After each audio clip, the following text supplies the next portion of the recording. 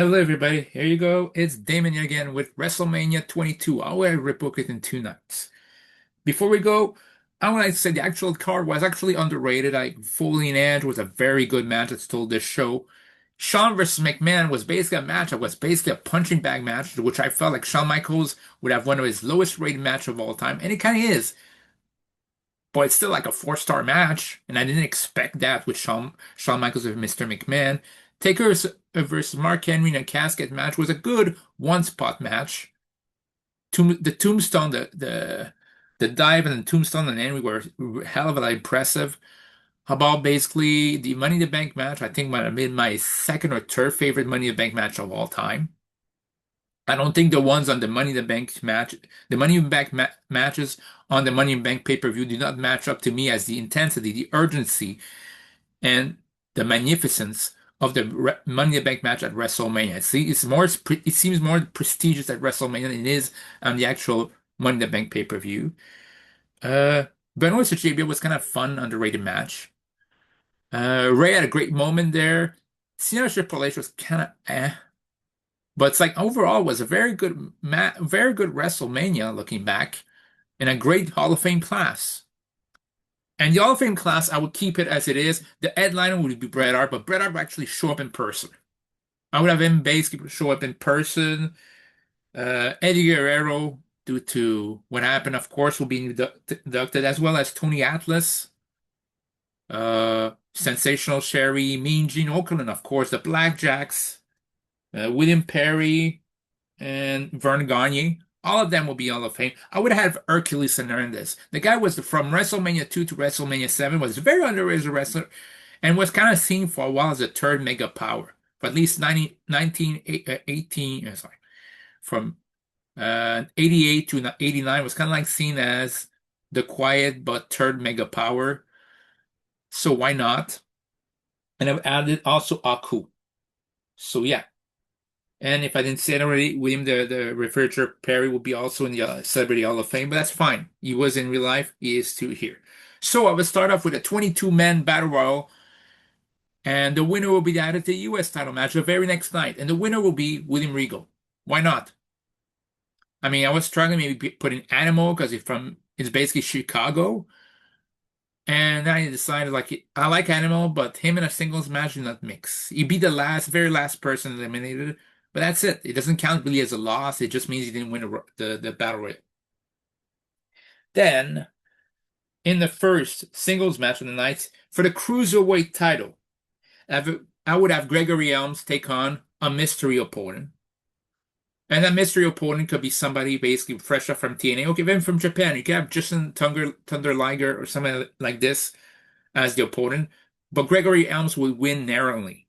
I want him to keep that long title reign because I thought that long title reign was very good and actually added a lot of credibility for the cruiserweight title because he was basically standing toe-to-toe against the world champion Rey Mysterio, or could have been basically anybody who was a world champion at that time, and he was standing toe-to-toe with the U.S. champion or Matt Hardy, and I thought that added credibility to the cruiserweight title, so why not?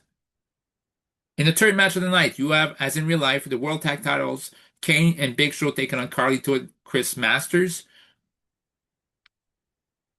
And there's part of me who wants Carlito and Chris Masters to be tag champions, but in part of this, it's like they could win the tag titles, but not now. I still have Kane and Show win that match. So whether or not Carlito turns in on Chris Masters next night, maybe, maybe not. But one way or another, I have Carlito and Chris lose there due to miscalculation again. Then, in the fourth match of the night, you have the Money in the Bank match. And there'll be 8 people in that match. 4 from Raw, from SmackDown. From Raw, you have Rob Van Dam. You have the Intercontinental Champion, Shelton Benjamin. Once again, you have Ric Flair and you have Chavo Guerrero. I don't see why he wasn't in the Money in the Bank match that year. Because as a face, I don't think he has been that hot. He never was really much of a face, but he hasn't been that hot then. So I thought that was the right time to put in. And from SmackDown, you have Lashley, you have Matt Hardy, you have Finlay, you have Mark Henry. The same result happens as it did before. So Chavo and Mark Henry will basically take each other out, but the rest will be basically will play out exactly as it did at WrestleMania 2 in real life. RVD pushes Shelton Benjamin and Matt Hardy to a table to win the Money in the Bank match. So, yeah. Then you would have the women's title match right there and then. Trish Stratus defends against Mickie James. Plays out exactly like real life. Trish loses the title to Mickie James after more than a year's run as women's champion. And Mickie James started off a great run as well. Then the penultimate match, I want it to be kind of a joke match, but it's like I want to reunite people who were booked on the WrestleMania 22 card, but whom I have no desire to see him in a singles match. I would have the Boogeyman team up with Ashley Massaro and Tori Wilson in a six-person tag against Booker T, Sharmell, and Candice Michelle. So, oh, sorry. I mistook that. Sorry. So sorry. I it's Boogeyman, Ashley, Massaro, and Tori Wilson against JBL, Jillian Hall, and Candice Michelle. Basically, I don't know why. Basically, had a brain fart, but that's what it means. It's like it'd be the same thing. Basically, the ladies should take each other out. Boogeyman who basically tries to do the same thing as in Sharmell, kisses her with all the worms. Jillian Hall runs away from the ring. Ashley Massaro and Tori Wilson clothesline Candice Michelle out of the ring. And it leads to Boogeyman pinning JBL. And it would be like just 5 minutes. Just the reason why is because the main event is going to be worth it. The main event of WrestleMania 22 Night 1 will be The Undertaker facing off against Kurt Angle. No titles on the line. Kurt Angle could have won the world title and lost it at No Way Out. And that's what I would have done. And because in this case, you have the suspense that maybe it's going to be the same thing as No Way Out 2006. I would still have Undertaker win,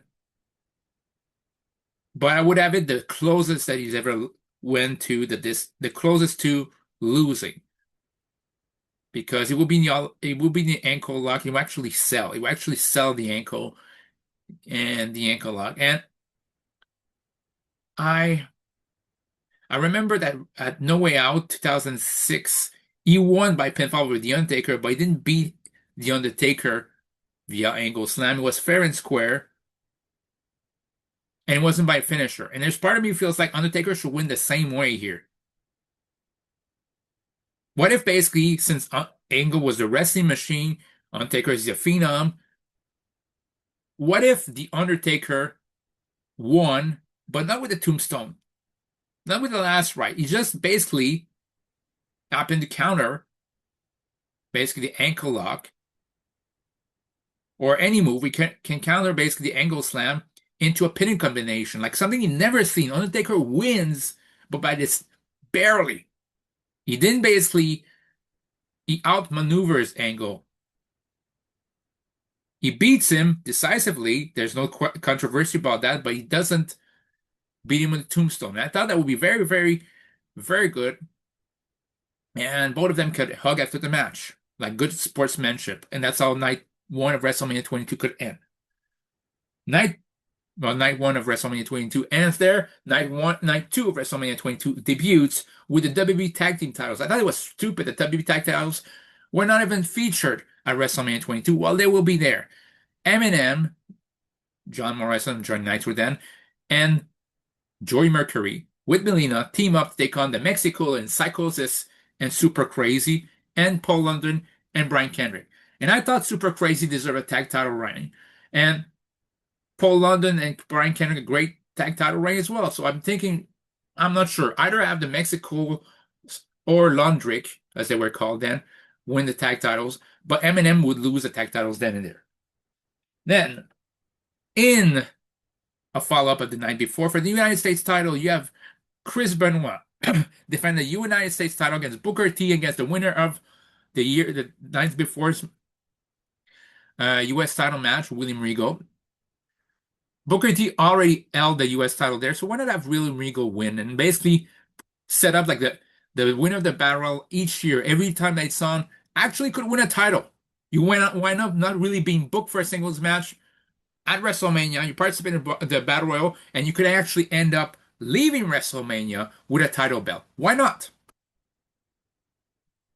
Sure, you have to wrestle twice, but still, I think it'd be a good idea there. Then, so then in the third match of the evening, you have Shawn Michaels match. But who could it have been? Because it's not going to be Mr. McMahon. But who could it be? Why not having a rematch from In Your House Mind Games with Mick Foley at WrestleMania 22? But this time it's no holds barred. And I would have Shawn Michaels win. And I would have win him basically the same way he kind of did at Mind Games. It's like he leaps up on a chair to deliver sweet chin music to Mick Foley was on top rope. That's how I would end that match. Why not? If it needs to, maybe one chair shot, basically, you could do a leaping chair shot like this to Mick Foley. We already had a chair on him, fine. And then, as Mick Foley staggers the ground, Shawn Michaels delivers a standard super kick, sweet chin music for the 1, 2, 3. That'd be the third match. The fourth match will be the World Heavyweight title match. Randy Orton against the Royal Rumble winner, 2006 Royal Rumble winner in Rey Mysterio. That'd be longer than basically the triple threat match in real life. And after like 14, 15 minutes, no, 14, 16 minutes, sorry, Rey Mysterio finally wins the World Heavyweight title, fair and square, with a West Coast bump. The penultimate match is something special, but it's not supposed to be long. Why? I still remember the great song of Just Look at Me. Yeah, after And I sight to see, yeah, after everything, all the excitement, I want the the best worst music. That's right, the best worst team music to come in. The Randy Newman like team music of Rob Conway. Rob Conway comes out of WrestleMania. He says he's declaring an open challenge. He wants to be featured on the card, and he does an open challenge to anybody in the back. If anybody has the guts to face him, especially from Chicago. Why did I do this? Why did Damon particularly point out the Chicago part, you may ask?